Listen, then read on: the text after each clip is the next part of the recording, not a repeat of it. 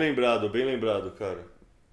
É, bom, então, assim, a pessoa basicamente pergunta qual é a estratégia para poder acumular, né, e quais são as fontes aí de conhecimento, né? Da minha parte, assim, é relativamente simples, né? Eu tenho, assim, alguns grupos de WhatsApp, né, um ou dois, e tenho o privilégio de acabar tendo acesso a essas informações que essas pessoas passam, né? Enfim, que na sua maioria estão no Twitter. Então, acho que o Twitter é a meca mesmo, né? Das informações. E os podcasts, né? Que eu, para falar a verdade, ouço, mas não ouço tantos. E dentre esses podcasts e canais no YouTube, né? Eu acho que o Bitcoinheiros, o Explica, o 21 Milhões, cada um ao seu modo, né? Cada um com um diferente approach, né? Tem uma utilidade enorme, né?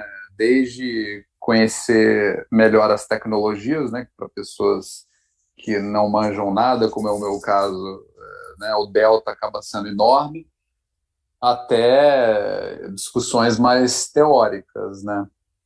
E em termos de acumulação, bom, eu dei all-in faz muito tempo, logo quando eu entrei, no primeiro mês eu já estava convencido e dei all-in e vou comprando sempre, né, aos poucos e pegando o custo médio mesmo, assim, eu acho que a lógica é basicamente a de você manter a frequência para não ter sustos, né, fazer de uma forma racional e compreender cada vez mais, né, os fundamentos, né, eu acho que uma vez que você compreende os fundamentos, você vai fazendo isso com uma segurança crescente, né, e enfim, como cortar as unhas, como ir no barbeiro, enfim, vai virando uma coisa natural, né? Então é isso. Bom, acho que a pergunta lá era para todo mundo, né? Então, vou responder também. As estratégias seriam, tipo, sobre a acumulação de BTC, eu dei all-in também, e agora eu vou comprando todos os meses cada vez mais bitcoins, mas aí tem aquele outro ponto que todo bitcoinheiro acaba ficando meio mão de vaca, né? Eu acho que eu aderi muito a essa coisa de ser mão de vaca, então tudo que eu vou comprar eu fico pensando, por conta que se isso aqui custasse 200 vezes mais, será que eu realmente pagaria? Porque é o que realmente custa em um BTC. Então, tenho um estilo de vida bem mão de vaca, assim, economizo centavos para acumular. Só que eu estou chegando no nível aonde me bate um certo desespero de pensar que eu poderia estar acumulando muito mais se eu ganhasse mais dinheiro. Então, simplesmente ter um emprego, mesmo que seja um emprego, sei lá, um bom emprego, digamos assim, mas não é mais o suficiente. Agora eu preciso empreender porque eu preciso fazer muito mais dinheiro, porque eu preciso comprar mais bitcoins desesperadamente. Então, eu não tenho o drive do empresário naturalmente em mim. Eu gosto da ideia de ter uma arte que eu domino e que eu foco nela, mas por necessidade, assim, eu vou ter que me lançar no mercado do empreendimento para poder fazer mais dinheiro, porque é a única forma que eu estou enxergando de fazer mais dinheiro exponencialmente, né? Então, essas seriam as estratégias ou os meus pensamentos sobre a acumulação. E sobre buscar conhecimento, pô, tem um monte de coisa que eu poderia recomendar e tal, tá? Os podcasts, Michael Saylor, livros, caramba e tal. Mas vou recomendar um negócio um pouco diferente. Aliás, não vou recomendar porque isso pode dar cadeia, né? Mas fica a reflexão pessoal de que existem formas de você compreender Bitcoin que não são só através dos livros, dos podcasts, mas existem formas um pouco mais alternativas e que podem te dar experiências que as palavras seriam seria muito difícil de explicar através de palavras, ok? Então, o diálogo é uma delas, a meditação é uma delas, e experiências com psicodélicos seriam uma delas também. Então, sei lá, Pode ser uma boa aí pensar sobre isso. Assina embaixo, isso aí é uma ótima. A gente acabou não falando muito desse assunto, mas é um assunto que me interessa bastante também. É, a minha, a minha epifania com Bitcoin não veio no momento que eu estava numa viagem com psicodélicos, mas eu boto fé demais que a união das duas coisas ajudam muito a você ver melhor toda a conexão das coisas acontecendo, né? Tipo, o efeito fisiológico do cogumelo no cérebro é que as moléculas de psilocibina são muito parecidas com as moléculas de oxitocina. Isso significa que seu cérebro está sendo inundado de muito mais neurotransmissor na interpretação dele. Então ele faz muito mais sinapses. Então ele consegue literalmente pensar fora da caixa. Ele consegue quebrar padrões comuns de pensamento, porque o pensamento é tipo um rio que corre sempre no mesmo leito. Ele vai sempre cavando mais e mais o leito. Quando você toma um cogumelo, um negócio assim, é como se você tivesse uma inundação nesse leito de rio que faz novos caminhos, basicamente. Você pensa pensamentos novos porque você tem mais moléculas no seu cérebro. É um negócio que eu boto fé demais que, pô, tem até uma hipótese que o começo da razão do ser humano tem muito da nosso pensamento, da nossa parte cognitiva, tem muito a ver também que na savana, que isso é pouco falado, mas tipo, a nossa história sempre estivemos meio chapados comendo cogumelos e depois que inventamos a fermentação, sempre estivemos meio bêbados também. Então, tipo, todos os fatos históricos têm que ser compreendidos sobre essa perspectiva. Tipo, o Homo sapiens do meio da savana não ia diferenciar se o cogumelo, depois de muito tempo, dava barato ou não. Ele simplesmente comia porque ele precisava comida e aí depois ele tinha uma experiência religiosa, ele atribuía o valor religioso. Então, tem muito do nosso começo de vivência que é compartilhado com isso, sabe? Tipo, muito da nossa a teoria é que supostamente os macaquinhos comeram psicodélicos e desenvolveram o pensamento, assim, tipo, sei lá o Pensa quantas. nos, pensa nos profetas judaico-cristãos. Os E- caras simplesmente comeram os cogumelos lá e tiveram a luz. Pô, Tiveram não, a luz desceu neles, não desceu nada, veio de dentro. cara, eu não conheço direito a história pra falar com detalhes, mas não é supostamente na sua tradição que a história é que o povo queimou um arbusto e aí a fumaça deixou o pessoal vendo coisas? Pô, isso é uma, É, isso é uma descrição assim, que arbusto era esse? pois é, e que árvore era essa que estava pegando fogo, né, do Moisés? Essa árvore que pegava fogo, mas não se consumia.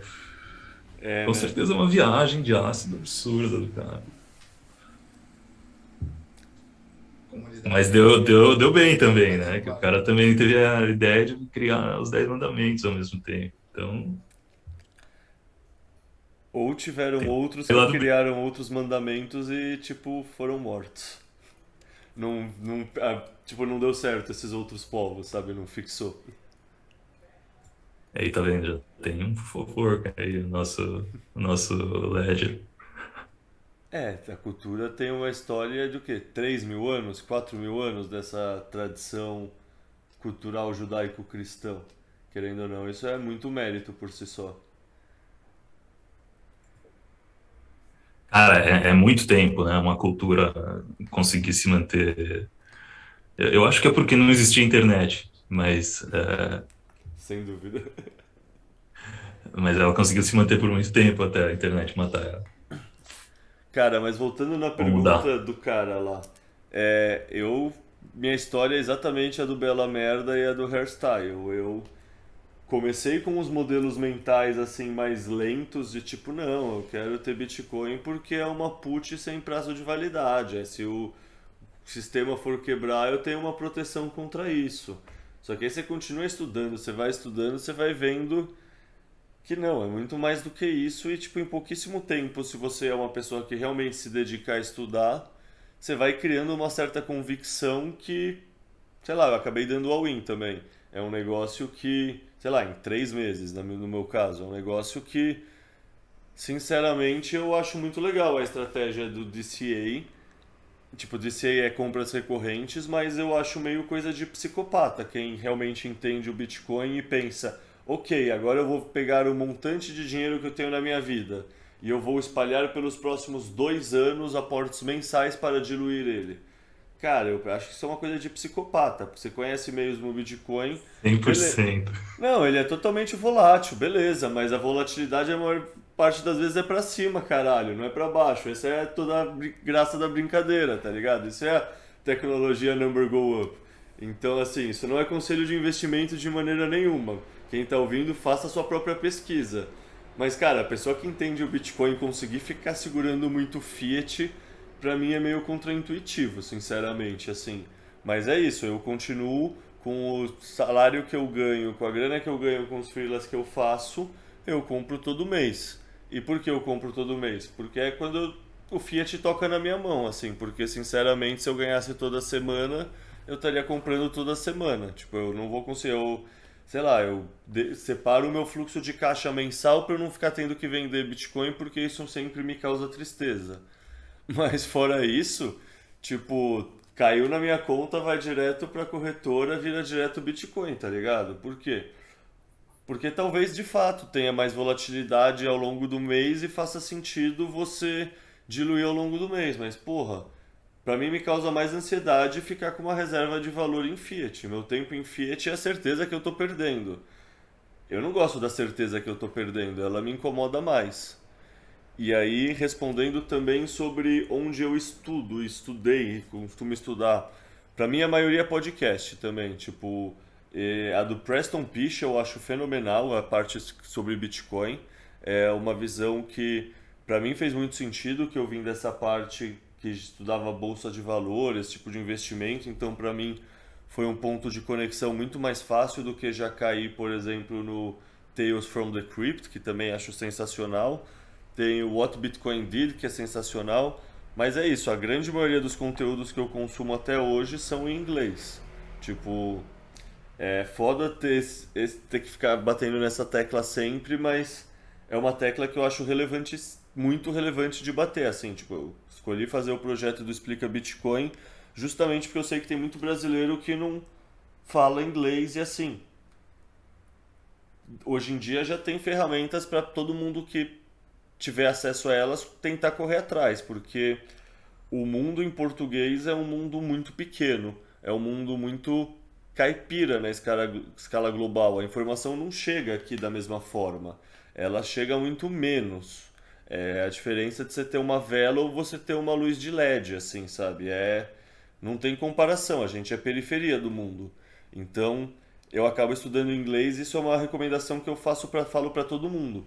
Tipo, hoje em dia cada vez menos, inclusive. Hoje em dia eu já tenho escutado muito mais os podcasts do Huberto, do Eu Uso Bitcoin, eu escuto os bitcoinheiros sempre, eu escuto também o João Grilo. Então hoje em dia já tem mais conteúdo em português, sabe? Com um nível legal, assim, não com uma coisa, sabe? De pessoas que não têm nenhuma agenda, assim, pessoas que estão falando. No fundo, a grande diferença do Bitcoin para outras coisas é que no Bitcoin todo mundo é missionário, todo mundo, como a gente falou antes, veio pelo propósito, né? Todo mundo é um educador, não é um vendedor. E isso muda tudo, assim, sabe? É um negócio que, acho que foi o Bela Merda ou foi o Hairstyle, agora eu não tenho certeza, falou que era cético, mas o fato dos bitcoinheiros estarem explicando na boa fé, falando, velho, eu não quero que você esteja aqui ou não, isso é com você. Eu tô te ensinando, se você quiser estar aqui, bom pra você. Se você não quiser estar aqui, problema seu. E isso é a diferença do pessoal do resto do mundo cripto, né? Que eles ficam bajulando porque é importante eles paparicarem para eles serem legais para daí as pessoas gostarem da shitcoin deles, assim, é tipo, é realmente o vendedor ou, sei lá, pergunta pro seu cabeleireiro se você precisa de um corte de cabelo. É óbvio que você precisa, tá ligado? É óbvio que ele vai ser simpático com você. Ele vai, sei lá, ser um cara mó legal pra você querer sentar lá, trocar ideia e ele cortar seu cabelo. Da mesma forma, o vendedor ele precisa te agradar, né? É diferente de um bitcoinheiro. Então, assim, também estudo nessas podcasts que eu citei. Eu gosto muito da Bitcoin Magazine também. Então, eu, pelo menos uma vez por semana, 2 vezes por semana, eu dou uma fuçada no site lá, vejo que tem uns textos legais. E no fundo, sei lá, todo o projeto Explica Bitcoin eu criei para eu ter uma desculpa para eu estudar, né? Então, toda a tradução de texto que eu faço é uma desculpa para eu estudar esse texto que eu quis ler. Então, eu posso só ler ou eu posso ler e traduzir. Ler e traduzir eu fixo mais a mensagem. Aí eu escrevo o texto autoral por quê? Porque é um tema que eu quero me debruçar e quero pensar a respeito. Tipo, o Jordan Peterson fala essa frase que ler e pensar são a mesma coisa, porque no fundo você precisa esmiuçar sua ideia e revirar ela para estruturar direito seu pensamento. Então, sei lá, quando eu vou escrever um texto autoral, por exemplo, eu, tipo, o que que eu tô curioso? O que que eu quero pensar mais a respeito? Então, assim, sei lá, tem muitos caminhos para estudar. O caminho de ouvir podcast quando você está na academia ou lavando a louça é um puta caminho. Ler texto é um puta caminho. Querer se meter para escrever texto também é um puta caminho. No fundo, assim, tem open conteúdo hoje em dia para quem gosta de correr atrás e é curioso, assim, opção não falta. Tipo, a questão é que o Bitcoin precisa de proof of work, não só no protocolo. Tipo, nos bitcoinheiros também precisa muito proof of work para realmente entender e criar essa convicção no fundo. Mas, sei lá, que nem o Bela Merda fala da história dele, que essa epifania do tamanho dessa percepção veio numa trip com um cogumelo. Pra mim não veio, mas sempre rola essa virada de chave que é um. Sei lá se para todos os bitcoinheiros é um momento específico, mas eu já vi o João Grilo falar disso, que o momento dele específico é quando ele tá passeando na rua e ele olha em volta e ele pensa, puta, todo mundo aqui não sabe o que eu sei e eu sou pré-rico.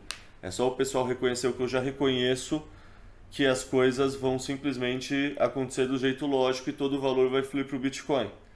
Puta, eu lembro totalmente dessa meu momento de epifania também. É um negócio que e é isso, você não consegue forjar isso, sabe? A pessoa precisa ter criado as próprias conexões e criado a própria biblioteca de conteúdo de conhecimento para ela conseguir fazer as próprias conexões e as próprias sinapses para essa epifania fazer sentido para ela. Tipo, não tem como falsificar isso. A pessoa vai precisar ter o trabalho de estudar, mas é um bagulho que tem um magnetismo muito forte, né? Vai puxando. Então, acho que para os bitcoinheiros mesmo, isso aí nem acaba sendo um problema. Acaba sendo o que você acaba mais querendo fazer. Você, tipo, dá migué nas outras coisas para poder estudar mais o Bitcoin, geralmente, e não o oposto.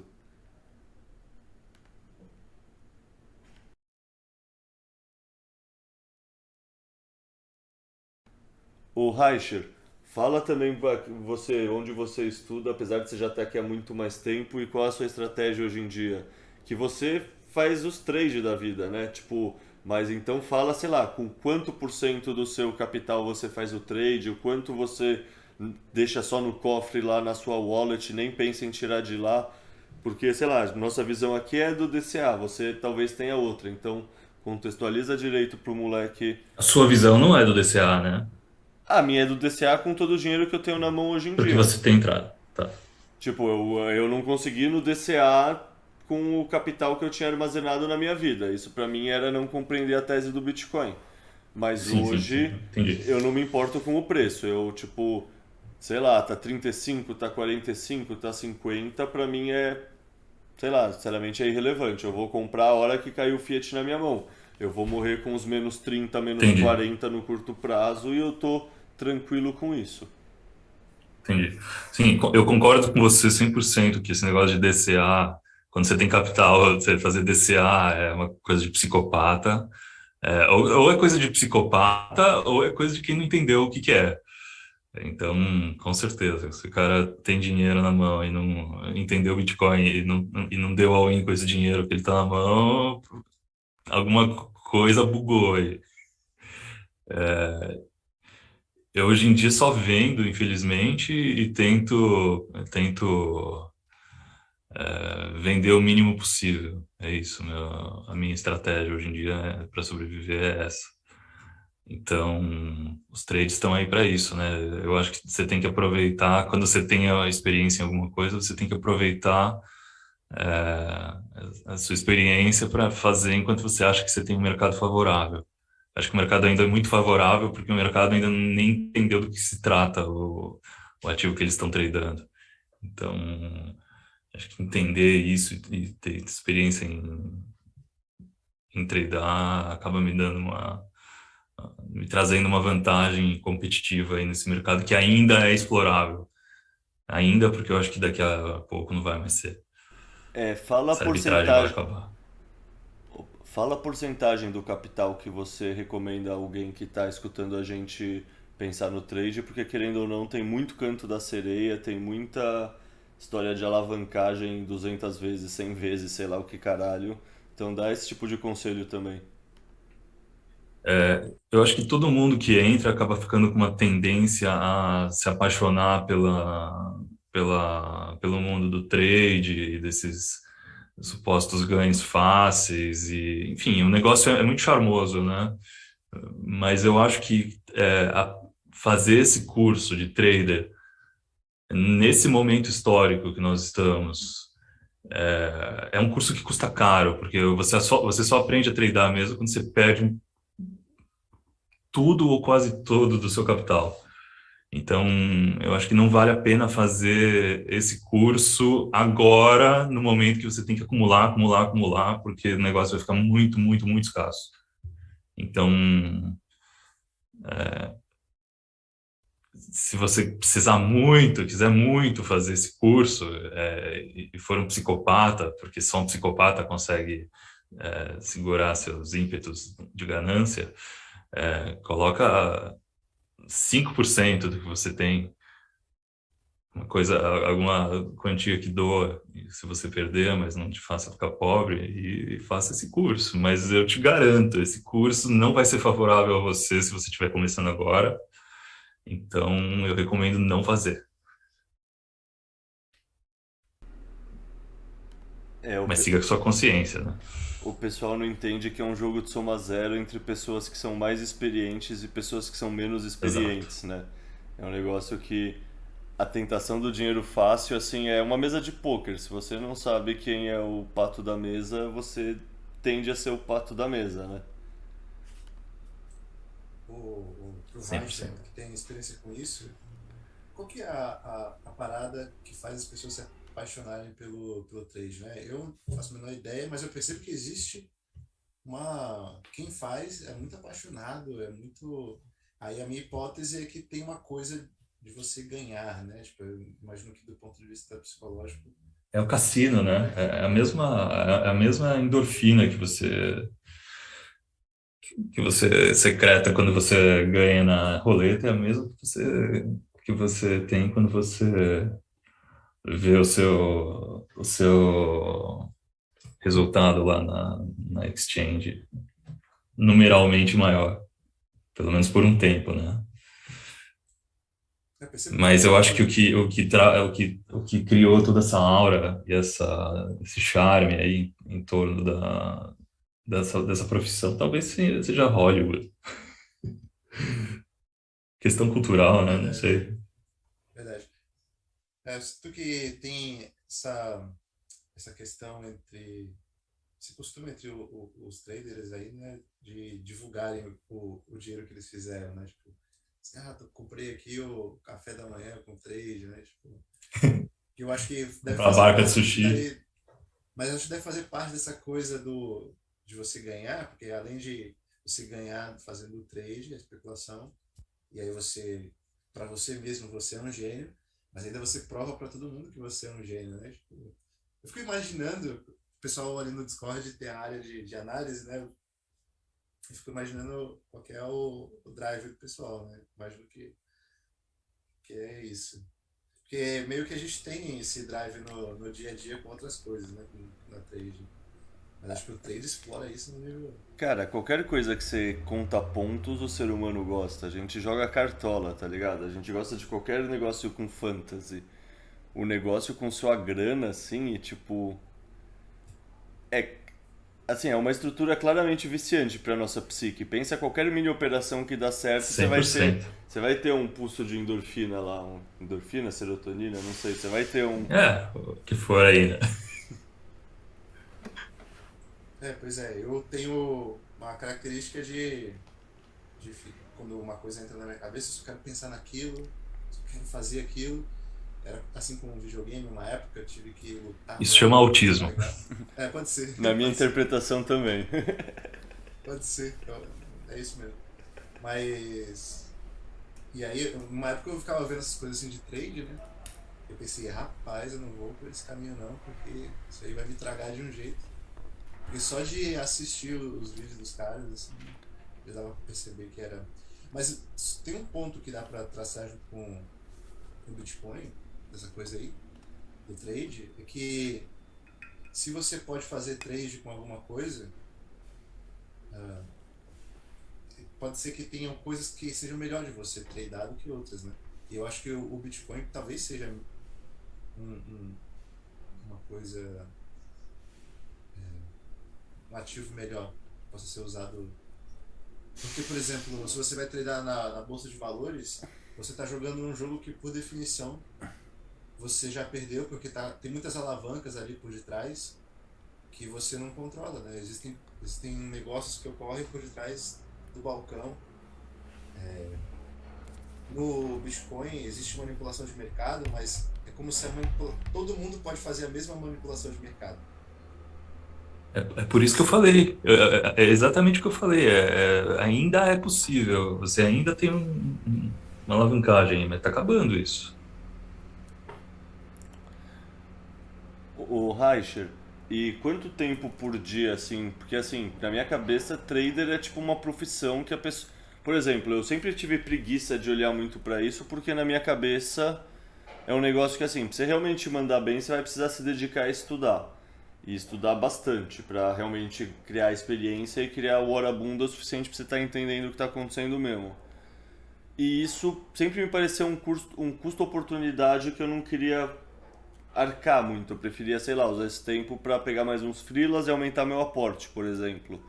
Mas no fundo eu não sei quanto tempo por dia assim você, sei lá, você usa qual time frame assim? Talvez você fique uma semana sem precisar operar porque você sacou tudo, mas sei lá, você opera constantemente, quando você opera quantas horas por dia, sei lá, qual é, sei lá, essa parte dos ritos do dia a dia de um trader, como essa parte funciona?